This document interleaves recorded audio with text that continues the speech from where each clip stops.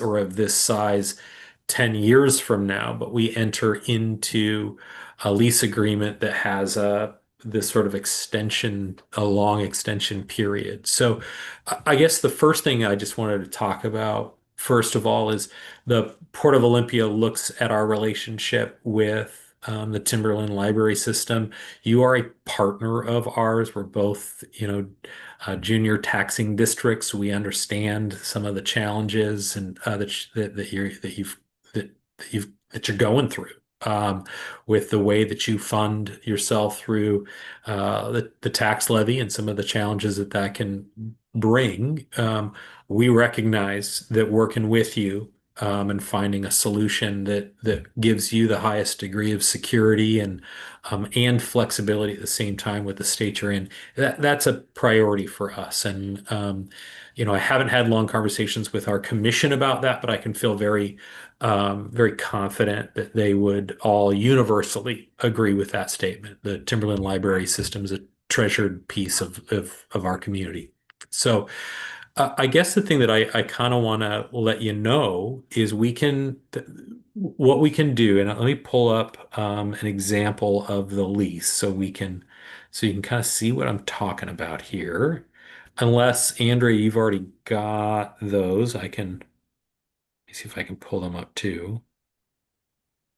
And maybe I should have asked Andrea as to how much has your facilities group been briefed and where you want me to sort of fly in on the detail level, or Yeah, maybe this it's just this is keep our it. first talk with the board facilities Okay. committee about it. Yeah. Okay. So let me pull this up.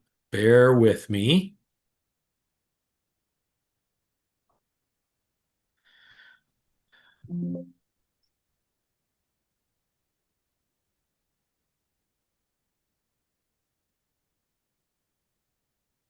Let's see here. There's one of them, and then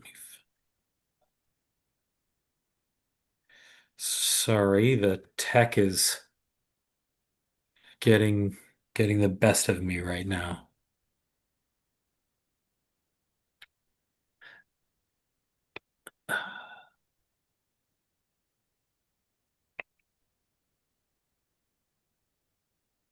So here is um, kind of what you see here. Let me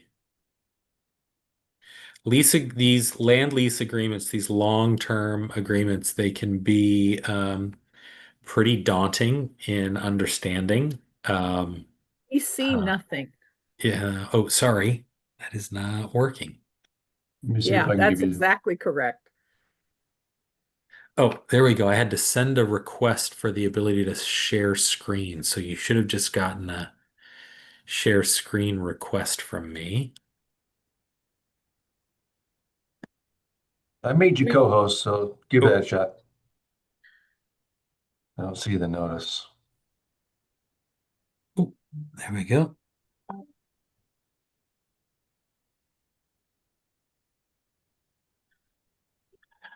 It is coming up now. There we go. Yay.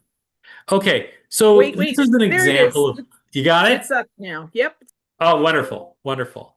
So, so this is the main document that we are working from right now. It was originally restated in 1994, and the original term started, actually, I take that back. In 1976, I said 79. So your first 20 years took you from um, 76 to 96, and then there were 3 5-year options. And so you were extending in these sort of 5-year increments. Now, what we had done was we in 2000, let me see, I think it might have been 2009. No, that is not it. Is it six? So this document has had amendment after amendment after amendment. It's very common, nothing to be sort of concerned about there. So we are now actually on our seventh amendment to this. Let's see if it's this one. One of these is going to get it. We added, here we go. So tenant was granted a 15-year option to extend the lease from November 1st, 2026 to October 31st, 2041. So that's the decision that's in front of you now, or in November, is do you want to execute this extension? And what I want you to know is if 15 years feels like, oof, we've got organizationally, there's maybe through innovation or through a need to do cost cutting, we may need to look at how we are doing distribution, or maybe we want to move it to a different location, or maybe uh, in 5 years we will have a little bit clearer of a picture. What Andrea and I talked about is I can propose to the Port Commission an amendment to this transaction to break that 15 years up into smaller terms to maybe give you the idea that you can kind of take this more incrementally. So that's a concept. The other thing I think to be clear too on ground leasing. So this is what makes ground leasing even more particularly um, abnormal to folks that aren't familiar with it. So when you're leasing, let's say you're leasing an apartment and you decide I'm going to paint the inside of my apartment. I'm going to paint the walls inside of my apartment and I'm going to paint them blue. Your landlord at the end of the lease will tell you, hey, you got two choices. Either I need you to paint them back the original color that they were when you moved in, or if I'm the landlord and I like the blue walls, maybe I'll tell you to you can keep the walls blue, but give me the leftover paint so that I can keep up with them, as an analogy. That kind of concept exists in ground leases, and it's called disposition of improvements, and it is in your lease as well. So when you come to the end, the full end of your lease, 2041, we will have gone, I think in that instance we'll be at 70 years. I think we can maybe do another 5 years. I'd have to run the math on that. But once you get all the way out to the 75 years on that lease, the port asks or tells you the same thing. It is you either need to give the land back to us in the way that you got it, and the way that you got it was undeveloped land. So there was no building there, there were no improvements, or you could just give us the building and walk away and we'll take it. That's what happens. So a lot of folks think, hey, at the end of my lease, I still have value in the building. I can sell the building. That may not always be the case because at the end of the lease, there's reversion potential to have the building go to the landlord, which in this instance, it would be us. So a lot of it depends, and a lot of times these are in there, and this choice is made because sometimes after 75 years, nobody wants the building because it's reached total end of life. It's not worth reinvesting in, and a lot of times the conversation isn't who wants it. The conversation is who's going to take it down. Um, so I just want you to know that that's in there, and as you sort of make these decisions and you think about these things, this is something that I think having a conversation amongst your team and your attorneys as to how best to sort of proceed or think about what your options are is something to take into consideration. So those are really the main points that I just wanted you to know. You do have a decision point facing you in November on whether or not you want to exercise that extension. And if you do, uh, to what term? Right now it says it's a 15-year one. If we need to amend the transaction to change that and give you 3 5-year extensions as opposed to 1 15, that is something I would absolutely take to the commission, and I would be hard pressed to think that they would have any issue with that. So, um, that was really the point of the conversation. And then I just wanted to open it for any questions, thoughts you may have, and however we can help. And I would just add, I'm a big Timberland Library fan and advocate.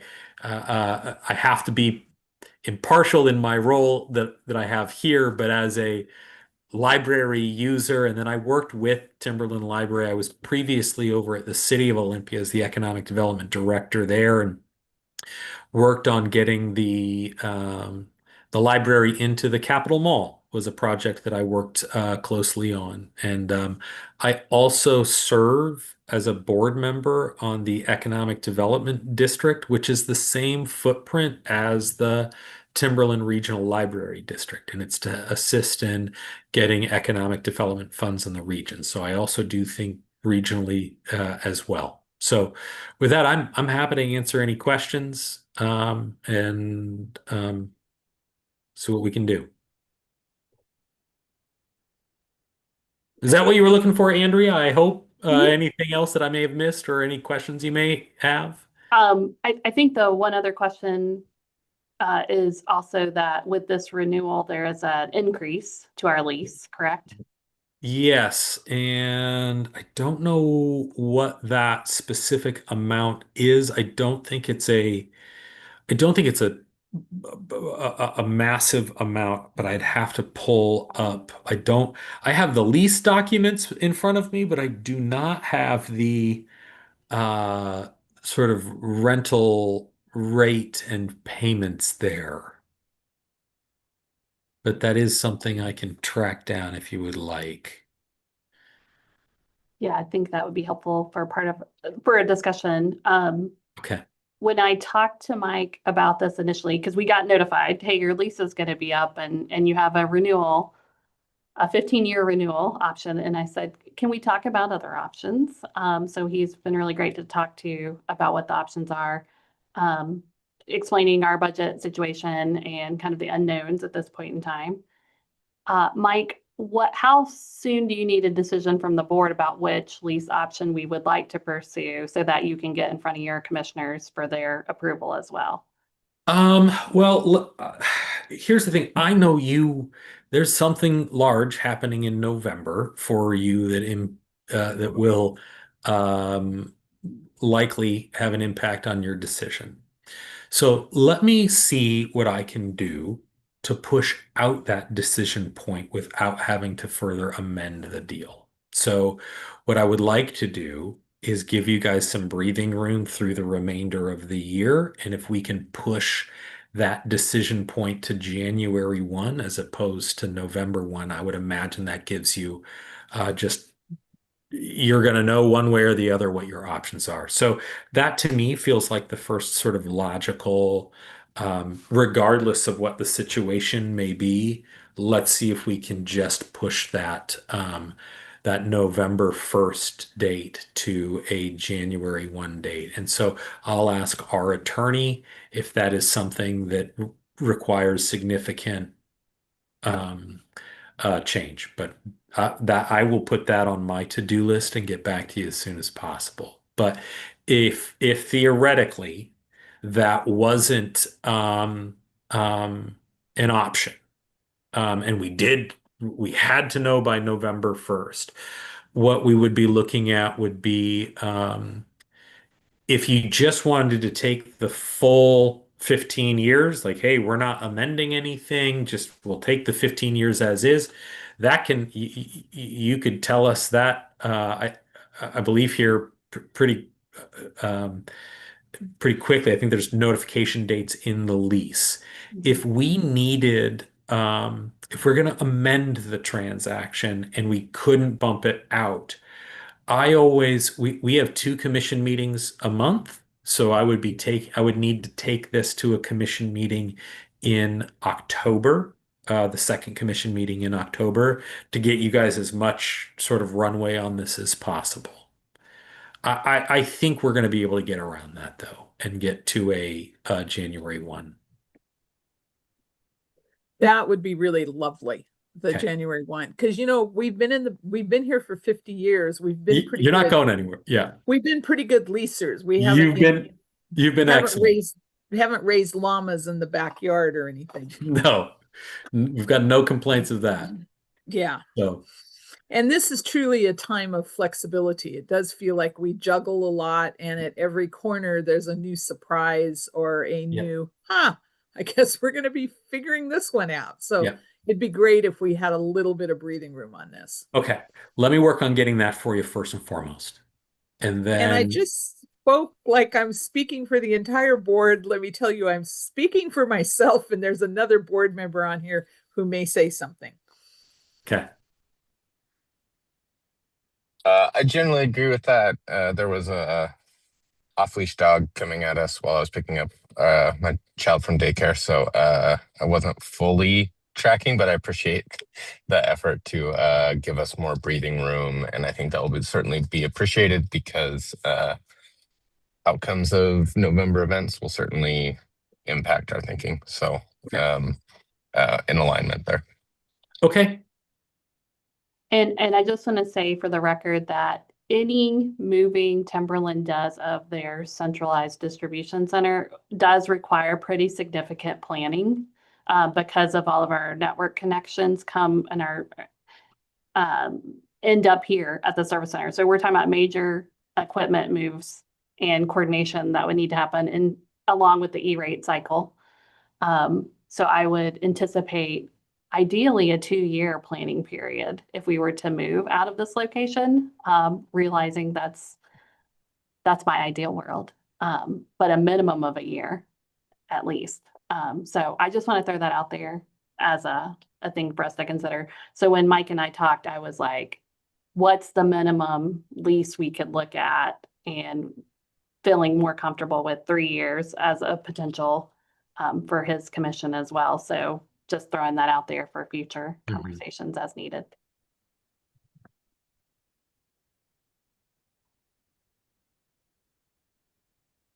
Any other questions from the board?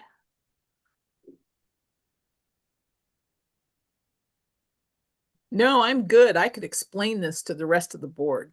Good. Okay. If you need any help, if you need me to come and talk to other folks too, or folks have further questions, I'm available and looking forward to helping you out.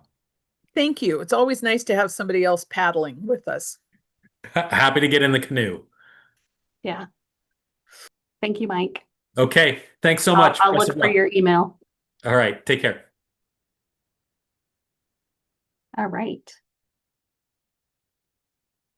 So next on our agenda is library updates. So the first library updates for South Bend, and we have Mayor Bethany Barnard here with us to help discuss any updates she might be willing to share with us at this point in time.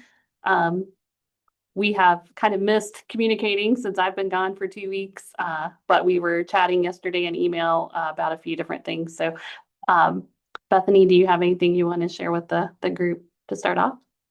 I don't have anything like in particular. My hope is that to get your person connected with Dennis as soon as possible. And then also, I did reach out to Dom since he didn't respond to our email. I reached out to him and was like, you need to respond to our email. All right, great. So basically, I was looking at what we talked about at the last few meetings around South Bend and revisiting the remediation of the collection and what that might entail, and trying to do some legwork on our end before we go down the path of filling out a tort claim with the city on that collection. So still doing research on that, and we'll hopefully have a few more thoughts on what we could do there instead of tossing out that collection if we don't have to. So looking at that.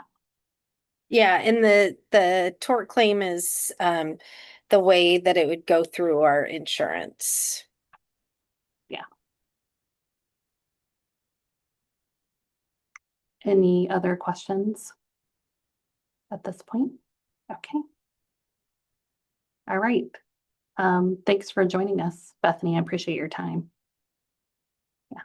we'll be in touch. Thank you. All right. And then next on our library updates is Aberdeen and the Aberdeen remodel project update. So I invited Stephanie here to talk about the progress on that. Hello. I forgot that on Zoom I can't see myself talking, which might actually be a really good thing. So for Aberdeen, we are very busy and excited about this project. Just as a start, we are doing an Aberdeen remodel. The city of Aberdeen and Amoresco are our partners on it. The funding for the remodel comes from an endowment fund that was given to us back in the year 2000. So we have the $4.1 million to redo this library is coming from that. And Timberland will provide labor and some design elements for us, and they will definitely be helping with our next upcoming steps, which is move out plan. So our project is on target. Its design documents are about 85% complete. And I say that just because we still have public comment and public listening sessions to go. And I don't want to make our designs complete until we've had those chances to listen and understand what the public is really wanting to see. So we have our next listening session is on this Saturday at 10:30 a.m. at the Aberdeen Library in our Rosalie Spellman meeting room. So with that, the architect has submitted all the permits needed for electrical and design and finalizing those kinds of things. But as far as what had the local flavor and the local feeling of our library hasn't fully been fleshed out yet, which is good. We still have time. Our timeline is October 1st is our closure date.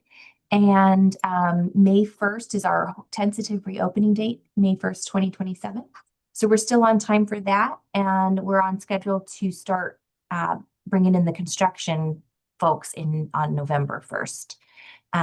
Our partners, the City of Aberdeen, Amoresco, all of the subcontractors, everybody, Timberland comes together about every 2 weeks, and we give every update that we need about where we are with the design, what does Timberland need to talk about, and things like that. So we met last Thursday, and we are on track. Let's see. We are in the pre-move out phase. So October 1st is our closure, and that month of October will be spent moving out, packing up the collection, because everything needs to come out. And so that we can get new flooring, new paint, new electrical, new HVAC, new elevator, all kinds of awesome things. So we're in the pre-move out design and listening phase. And then October 1 begins our move out and storage phase, and November is construction. As far as patrons and communications, we're just really heavily promoting the remodel and letting people know that it's happening. We're actively talking to patrons as they come up to the desk. We're putting it on our website, social media. I'll be on the radio hopefully sometime in September to talk about it. So we just really want to get the word out, and then we're going to you'll start to see some. September 15th, I think, is when we want to put out a closure sign, just to, we are going to be closed in October. And then at October 1, we want to do a nice banner across the front with some information sheets on the front too, so that folks passing by the library will know what's going on with us while we're closed as well. So all is on track. I just left a Timberland project team meeting with appointed either the department heads, admin, or appointees to kind of get their questions about where we are and what's needed, and how we move ahead, just to kind of help it run smoothly. So as far as what we need from Timberland, it kind of comes into play with the move out phase, and then also maybe in February or March of 2027 when we kind of talk about what we might have design wise come in, and then obviously moving back into the building. So that's an update for where we are now. A lot of exciting and busy times coming up here in the next month and a half. Well, 2 months, because we're going to be moving out in October. So, any questions I can answer for you?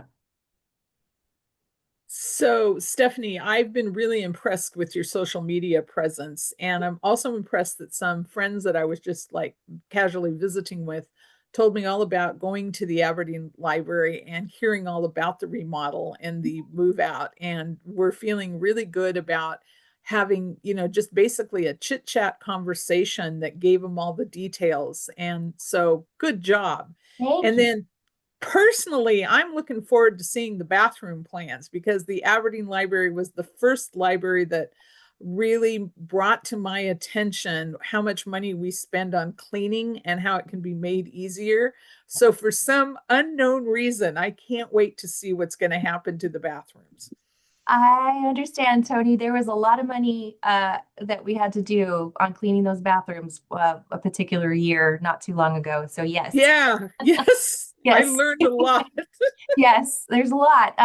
Luckily, incidents in the bathroom have gone down. So we have practiced some measures in the recent years that have helped that kind of come down. And we're hoping that'll continue in the remodel. But yeah, definitely more cleanable design is in the works. So yeah, I appreciate that. And I'm glad that the public is seeing our efforts and we are seeing them and hearing them and how they want this to kind of flow. And I thank you for that feedback. I appreciate it. Yeah, it's nice to have a refresh not done in a vacuum. Yes, I'm enjoying all the conversations around it and how much I'm learning from others about what they want to see. And we're mostly saying, yes, let's go for it. Let's see what we can do. So I appreciate that. Yeah. Thank you. Thank you. I'm looking forward to the listening session on Saturday. Awesome. I'm glad you'll be there because I don't know how to set up the owl. So I'll be looking to you to help me set that up without any echoes or feedback. Yeah. Okay. Well, we're just going to keep going. And I bring project updates to Andrea and on above. So let me know if you have any questions about it. Thank you.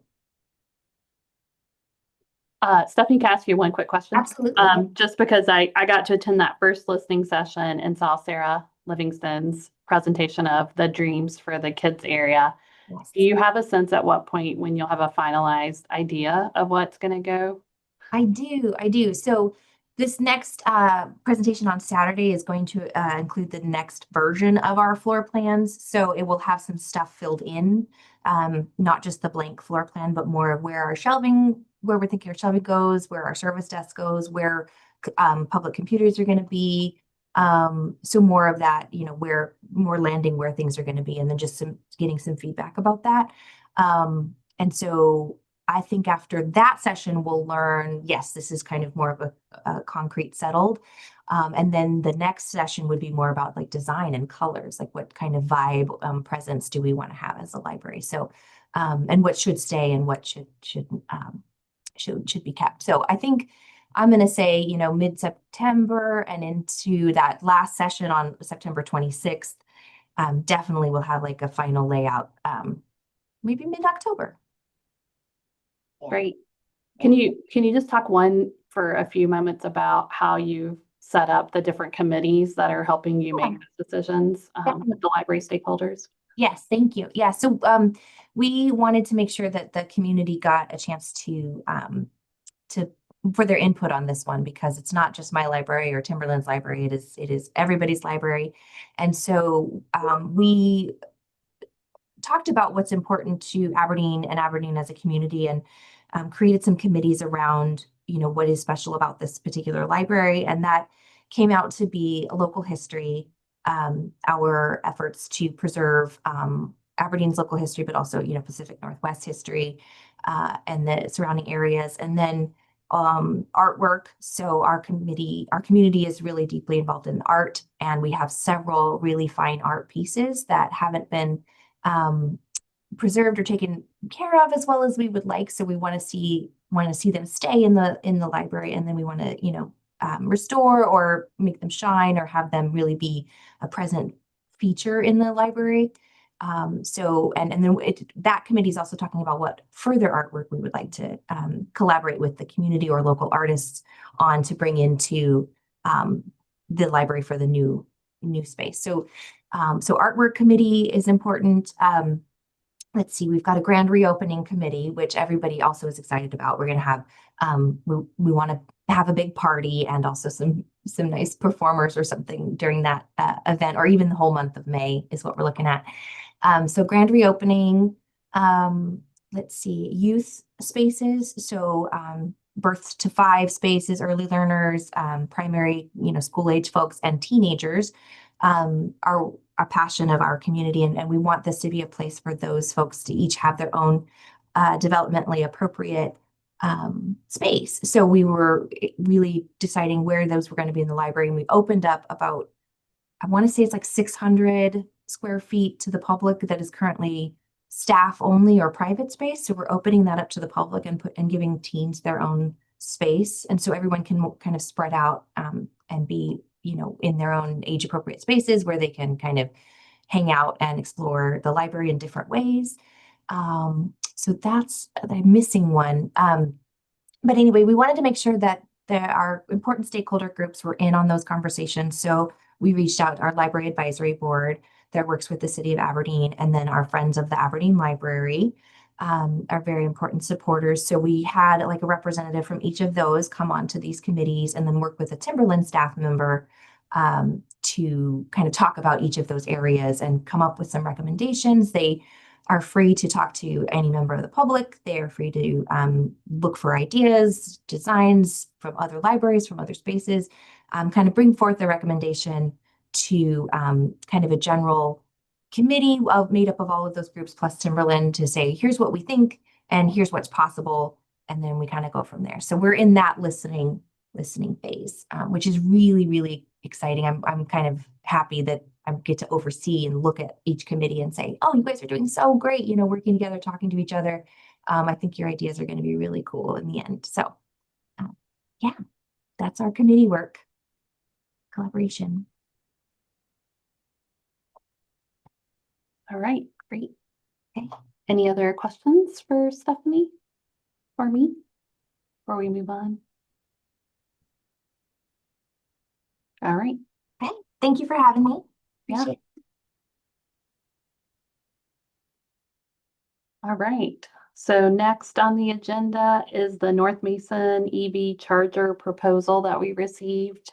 Tony and Dustin, have you had a chance to see that document? I did look it over. Um, I've seen the exchange, but I haven't read through like the specifics of what the deal entails. yeah, I've done one read through of the document, and Annie, we shared this with Annie Bowers, our regional manager for Mason County as well. I love the idea of having EV chargers. I'm a little concerned because of the contract states having it for 7 years. And, right now I just feel a little more cautious around signing things that require multiple years. So that was just my first thought. And I would also feel more comfortable having our legal team review it one more time before we were to move forward with it, just because we did have some issues with another vendor putting in EV chargers at another branch where there was some damage to our parking lot. And I want to make sure we have things all buttoned down in this agreement so that if there were any of those kinds of damages, we're very clear on who's responsible for maintaining that. And that's just like my first thoughts doing the first review of this at this point in time. I do think they have asked us to try to make a decision. Was it by Labor Day, Chris? If I'm remembering it correctly. Yeah, I believe it was a Labor Day or maybe like the Monday after. So they said that they would be satisfied with basically a letter of intent, if not, signing the contract fully. So, but they were looking for basically an expression of our interest in moving forward on this and around that timeline.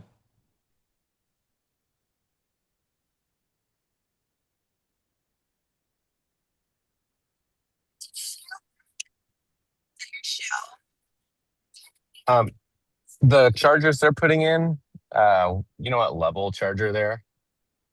They were, I believe, 180 kilowatt level 3 chargers, and they had an option for a level 2 if we wanted to have an option for people to do a level 2 charger. Yeah. So Paid the special attention to that. So the reason I felt like I just looked at it was because it did seem like it was getting like into legal stuff. And I went, yeah, this is over my pay grade. So I did look at it. And my question that came up is, are there other charging stations in the area that I'm not aware of? Because I kind of looked to see and I couldn't really find any in that area.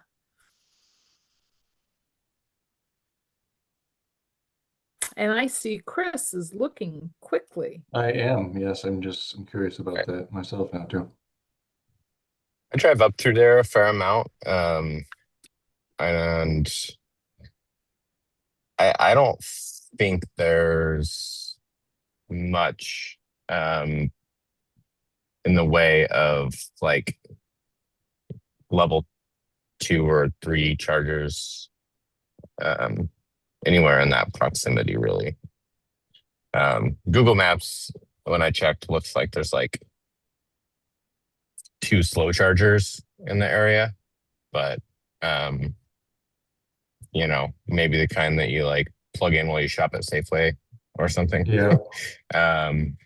But definitely like as a pass through, not something that you're going to rely on to get you the charge to continue on to your destination unless you're staying for you know, hours.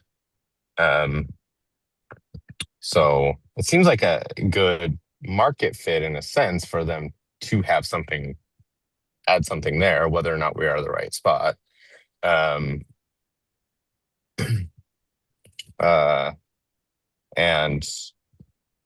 you know, I guess having them there and not having a lot of alternatives, you know, hopefully results in decent usage. I mean, I can't imagine there's a whole lot of revenue coming from that, but the revenue share is an interesting idea as well. Well, How many? I was thinking, Oh, go ahead, Tony. it's okay, Dustin, go ahead. I just have one of those weird, bizarre ideas that I often bring to the table. So go ahead first. I was just going to ask, how many slots are they looking for? They were looking for 8 spots. So they had proposed the 8 closest to their facing the highway. And when Annie saw that, she said that I think the 8 that were like adjacent to that, I don't know, facing north would have been her choice. But yeah, they're looking for 8 total. And you're right, I looked at PlugShare and there's really nothing else in the area. There's a couple slow chargers near the Safeway, a little further up the road, but anything else in that basic area is not close, and also the kind that you like literally plug into like an outlet, not the EV charger, dedicated EV charger. How many parking spots are there at North Mason 40. overall? 40?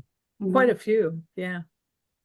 How often are we even close to capacity? Annie seemed to think those, like the 8 are fine in the area that she would prefer. So I think she's feeling pretty comfortable. Okay. So Dustin, I remember going to a meeting up there, and I think it was with the Friends group, and everybody commented that was the busiest they'd ever seen the parking lot, and there were still spaces that were available. So my sense is that we might be okay. And if it gets used, 8 could actually, like, you know, I was thinking like 2, they're probably looking like 2 to 4. Like 8, if it actually gets used, and that's pretty, you know, it's busy enough that when I was driving through, headed back, I didn't necessarily want to take a left and have to turn back on if there wasn't a stoplight. So like there's quite a bit of traffic through there and on the weekends and stuff. So we could actually have like a, you know, it's not going to solve our revenue challenge, but it's not going to hurt potentially. It's an interesting idea for sure. And I think if we do move forward, we can dictate which parking spots they use. Yeah, it says we could even do fewer, it looks like on here too. So if we didn't want to give up all 8, we could talk about fewer. Oh yeah, I think 8's fine. I think it's just like if we don't want to give them the parking spots that they want, I think, like we should bargain to put them in the slots that we would want to allocate them. But certainly open to this idea. I think it's interesting. There's a market need. Seems like the parking lot has ample space. And as long as we have protections, we understand what our commitments are,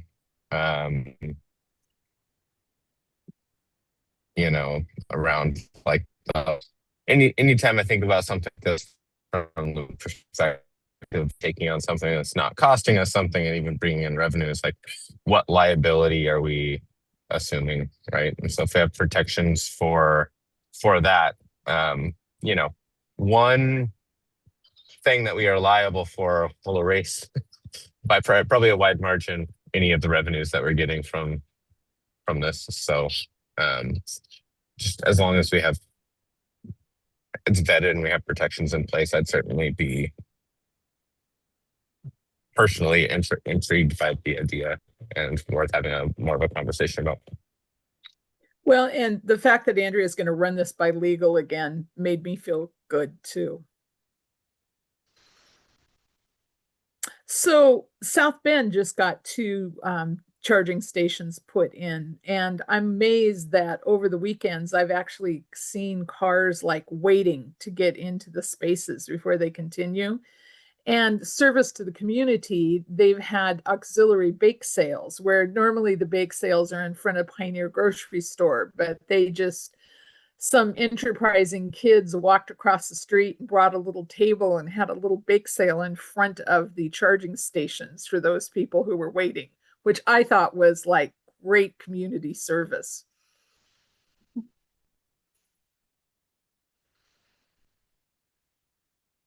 So it sounds like for next week, if you wanted as a board to discuss the letter of intent or interest, I should say, then that would be. I think that's a fine idea. Yeah.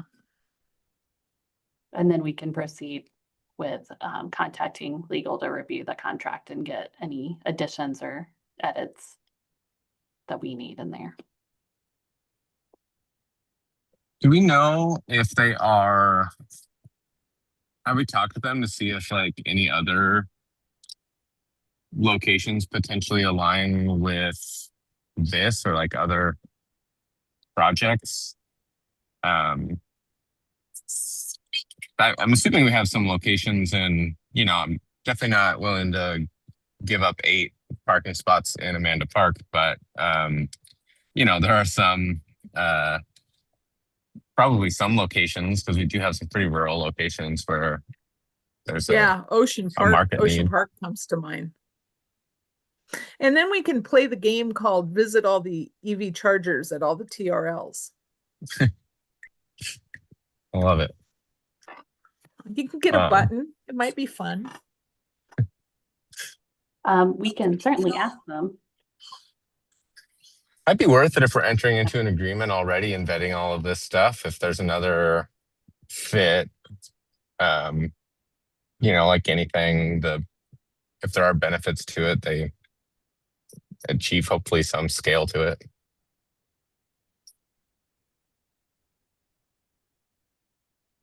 All right. That sounds good. So now we're on letter D, which is future agenda item request. I'm good. I don't have anything that's like facilities forward, so.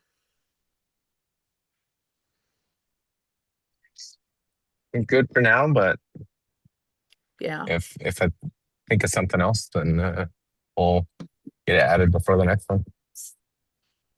Do we have one between November and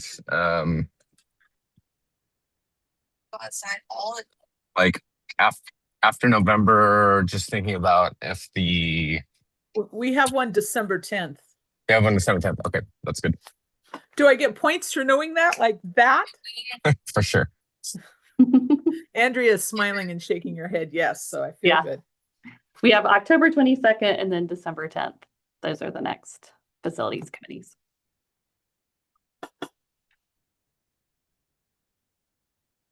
All right. Well, if we are good, then I think we're good to call it for today. Okay. I'll see you Thursday, Andrea. Chris, good luck. Everyone else, thank you for coming. It was great to not have to really have major bathroom talks. Ay. All right. Well, thanks everybody. It's 5:23 p.m. Not that we have to say that every time, but I'm doing it anyway, just to cover our bases. Thank you. Thanks. All right.